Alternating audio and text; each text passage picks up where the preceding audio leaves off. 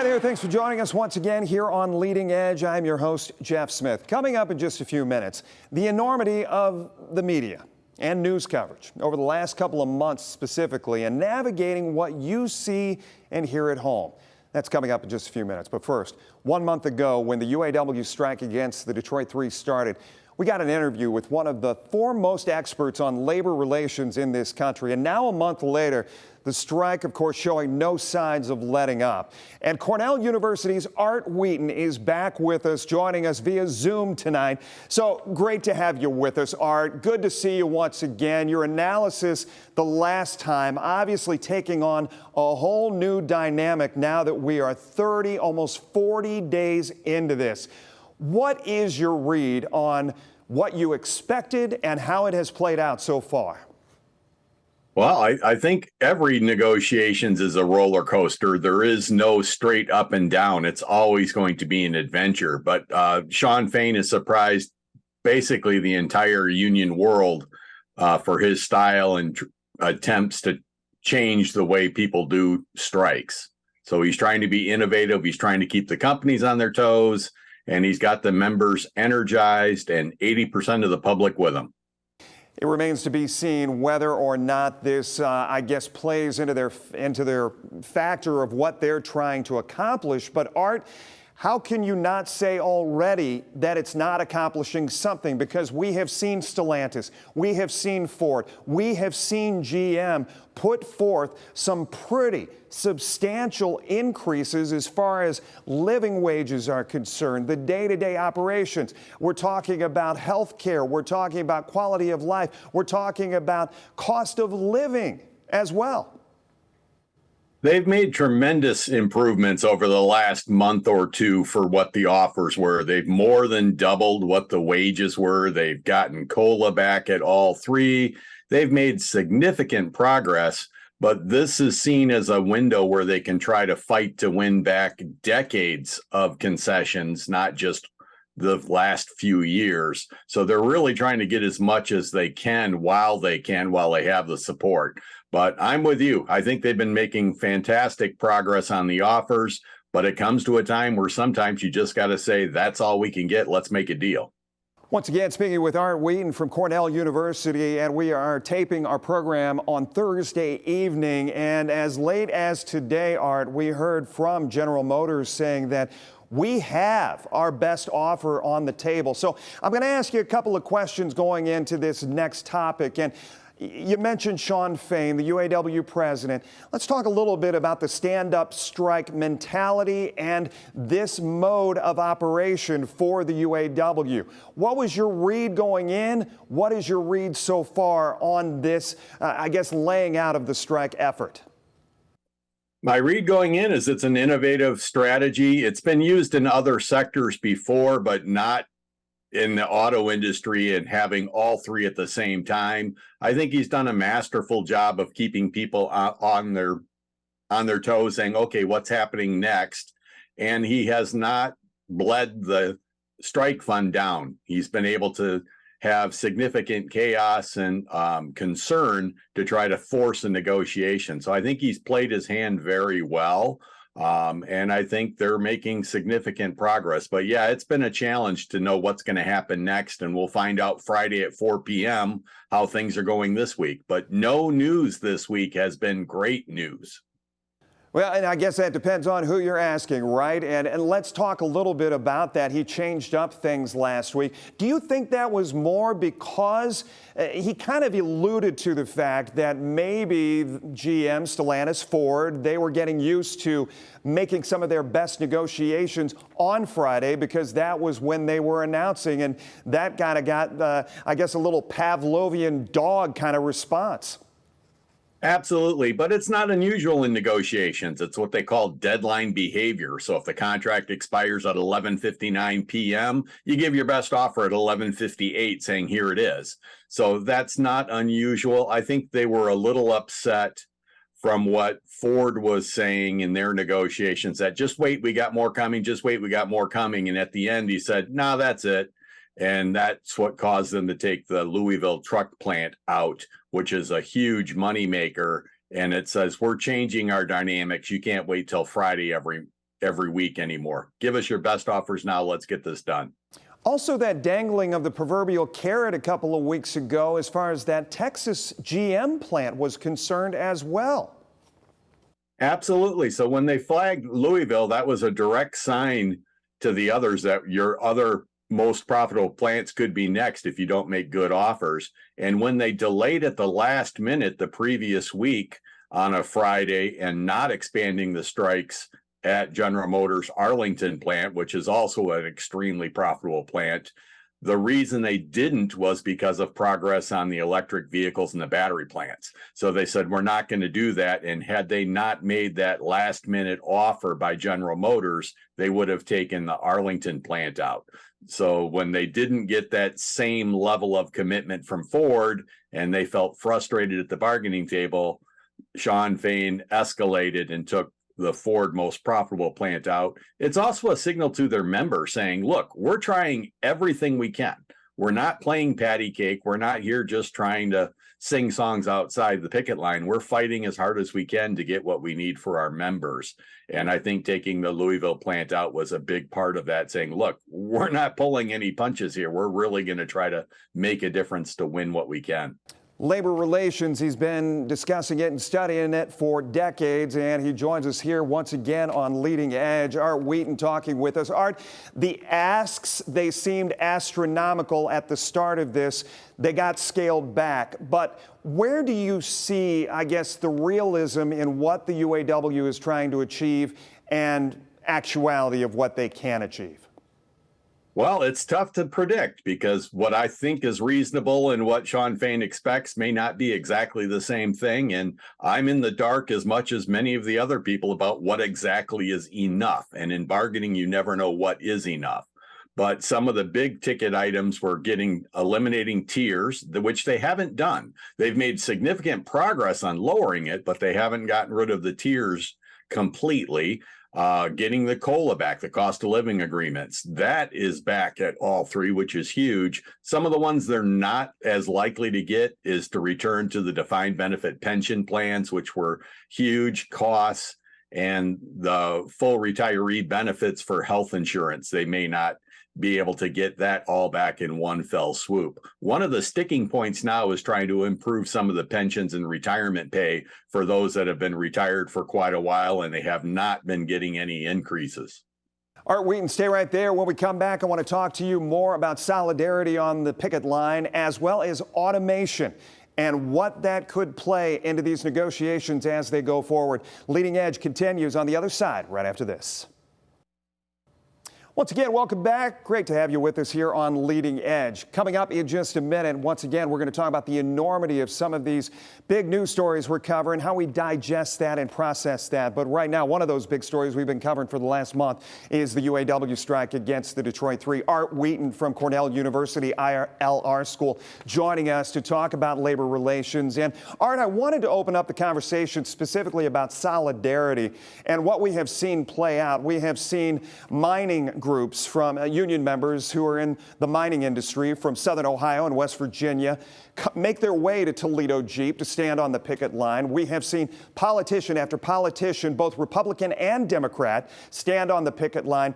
And within the last couple of weeks, Art, we had something very unique happen. Local 14, which is the GM Propulsions plant, which has not gone on strike as of Thursday night, they decided that they were going to share the burden of some of the layoffs. They were going to go 2 weeks on, 2 weeks off with some of their employees. What's your read on the solidarity in all of this? I think the solidarity has been overwhelming. That's why you have huge public support. You're also seeing almost unanimous union support for this particular strike. You've seen solidarity with actors for SAG-AFTRA. You've seen it with the Teamsters for the people picking up and delivering the vehicles. You've seen it all across the map and across all the different unions. And I think the innovative strategies in Toledo have been helpful as well, that people want to try to share the burden. People are bringing pizza, bringing coffee, bringing food, trying to do whatever they can to lift up their spirits, because being on a picket line is not easy. Art, one of the things you touched on right there that I wanted to make sure we discuss is the support that this has gotten across the country. And you and I were having a conversation offline, and I said, what does this mean? Because this is playing out in such a large scale for the rest of the country, whether it be social media, news coverage left and right, what we're doing right here today, of course, but what does this mean for other non-union industries and their ability to fight for what they want? I thought it was pretty impressive when Shawn Fain responds to William Clay Ford Jr. for the Ford negotiation, saying that the enemy or the competition is who they're trying to make sure you're protecting, mentioning the non-union plants, whether it's Honda, Toyota, or Tesla. And Shawn Fain's response was, no, we're not, they're not who we are against. They are our future UAW members, so that it puts pressure on everyone. If the UAW can win large contracts, much like they did for the Teamsters at UPS, it can really help you in organizing the non-union plants. And even if they don't organize, it helps raise the wages and benefits so that the companies don't face an organizing drive. So that if they make big wins at the UAW, then that could mean some of the suppliers and some of the other automotive manufacturers, union or not, will start to raise their wages and benefits to try to make it more equitable and not have a union organizing drive or not have people not want to work at their company. GM said on Thursday, it cannot afford to do what the UAW is asking and move forward with EV progress and manufacturing and marketing and so on and so forth. The question I wanted to ask you here today, and we've seen it kind of build out here with the GM Propulsion's facility, what about automation going forward? And why is automation not the ultimate checkmate call in this game of chess between the UAW and the Big Three? Why can't they just say or threaten automation? They keep trying, and it depends on the company and the year. They keep trying to say automation is going to take away all the jobs, and it just doesn't work yet. We haven't reached that point. So Roger Smith tried it for General Motors and invested billions of dollars to try to have a lot more automation come in. Didn't work. Tesla tried it out in Fremont, California, saying we're going to automate this line. They ended up having to rip out all that automation and airlift new machinery from Germany to try to get the line up and running. People are just better at doing things and can have more flexibility in being able to work through the problems. And trying to do an assembly line is not easy. Any of these jobs are not simple, and you can't automate some of the unpredictable aspects. So they keep talking about automation. It just isn't there yet. They've made improvements, but it's still not quite there. You can't replace the auto workers yet with just automatics. Art, in your years of looking at this industry, looking at labor relations across the country and seeing how this is playing out, I'm going to ask you to pull out your crystal ball and try to see through what we've been dealing with. And is there any idea that you have as far as how much longer this will go, how much longer this can go? Well, if you look at the Writers Guild, they were out on strike for 6 months, so they can go long time. They can go very long time. You've had mine workers, which you mentioned earlier, they've had strikes last over a year, so they can last a very long time. But this industry is hugely important for the U.S. economy. I'm hoping it gets settled relatively quickly, and I think it's a good sign that we haven't heard a lot of updates. We haven't heard a lot of the different issues at the bargaining table lately. It's been a week or so. I want to stop you for a second, because obviously we can watch reruns, right? I mean, as far as the actors' strike is concerned, we've seen that play out. We've seen just a history of TV being shown again and again and again. However, we were out at dealerships today. They're not getting parts. Their suppliers are not getting the things they need. And we also, I can tell you, we met some tension on the picket line. For the first time today, we had some tension out there when our crews showed up. I know the media often gets cast as a bad thing, but this was the first time in more than a month that we've started to see some tension out there. It's cold. You start losing some of your revenue. You start saying, gee, I can't make my house payment or car payments on that $500 a week strike pay. None of the employees thought it was going to be a very long, drawn out, bitter strike as well. And it's also not equally distributed to everybody. You still have a lot of people for the UAW. There's 147,000 working for the Detroit 3, and you've only got about 30,000 of them out on strike. So it's not even equally distributed among the individual car companies or the UAW. So there's always going to be tensions. Strikes are always unpredictable, and they always have high emotion.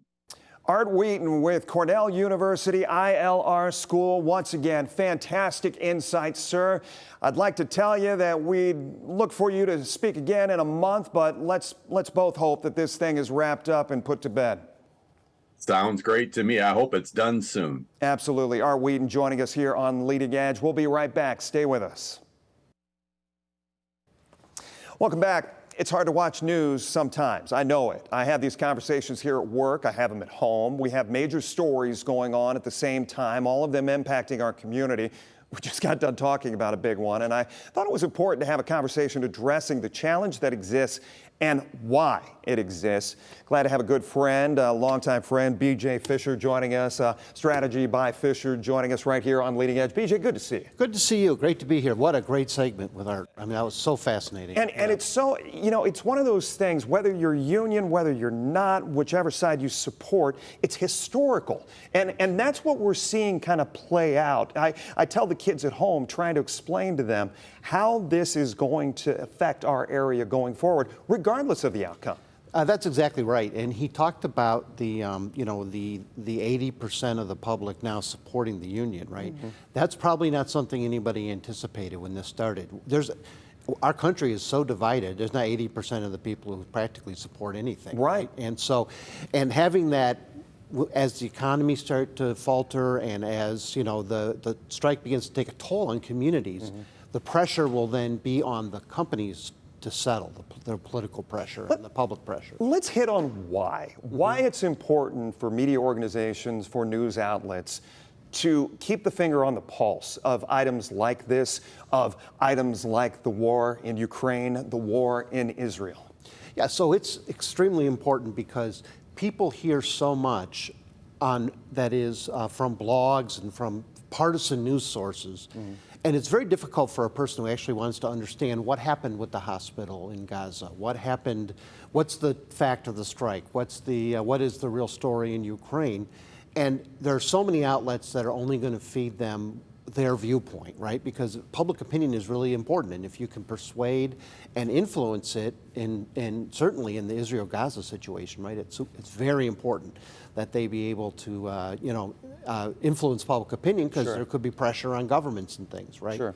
So you really rely on the news media, and particularly the sort of the centrist news media, if you want to know what's going on, you're relying on their ability to go and talk to the people and get the facts and tell the story, and really, in a fair sense, but not in a I'm just going to give their side and leave it up to you. Right? Yeah. I mean, you need somebody to be almost a referee in those situations. The importance of both sides is what you're kind of leading into as well. Yeah, though you have to be careful, right? Yeah. So the both sidism is leads to a lot of false equivalencies, right? So, back in the vaccine days, they'd interview a doctor, and somebody would tell the reporter, hey, you got to have the other side, and they'd find some guy, right? And they would treat him in the story as if they were the same person, the same level of equality. So it is important that it's fair and that all the viewpoints are represented. Well, let's go back to what we were discussing with Sure. Art, and the fact that, yes, there is a strong sentiment for the labor movement and what it has taken under here in the U.S. Mm-hmm. However, I needed to pose questions relatable to what the offers have been. The fact that these companies say our best offer is on the table, and is automation, other things going to play into this? Absolutely, because you're trying to flesh out. So it's one, if you had on somebody if you had Sean Fain on, right? Mm-hmm. his job is to persuade you. Which of a he certain- has not answered our calls for an interview. I just want you to know I heard that about him. You know, he's, you know, by having Art on here, he's not in the game, right? You could have somebody from GM, although they've been surprisingly restrained, I think, in terms of what they've said about the union. You haven't had some of the bad blood from, at least from their side, that you have in the past. Better to have local news outlets dive in or keep a hands-off approach? So I think that the local ramifications of all these stories are really deep, right? And so now that obviously everybody knows here, I'm involved with Jeep Fest, right? We got, you know, 80,000 people coming downtown because they love the Jeep. This is an automotive community, right? And I think the stories to be told also involve the people who live here. Similarly, there are people who are in this community who have family in Gaza and on the West Bank and in Israel. Those are the stories where I think there's really a lot of additive part of it. Right. And the research shows, like from Pew, that local news continues to be relatively well trusted. It's the national news, particularly on cable, where the public is just extremely distrustful. Yeah. Well, BJ, I appreciate you taking just a few minutes to kind of talk this, flesh this through with us. It's always important. And, you know, we hope that people continue to turn to outlets no matter where you watch here locally. Yeah, be a smart consumer, but it's important. Yeah, absolutely. Yep. Good to see you. Good to As see always. you. Great to see you. We'll be right back. We'll wrap things up right after this. Well, a big thank you to Art Wheaton, also BJ Fisher, for spending some time with us here on Leading Edge, and for you always spending some time with us here on your Sunday or whenever you may watch. A reminder, our YouTube channel, you can watch past interviews and catch up on anything you missed on this one. And also, Leading Edge is a podcast. You can go seek that out. I hope you have a great rest of your week. We'll see you next time on Leading Edge.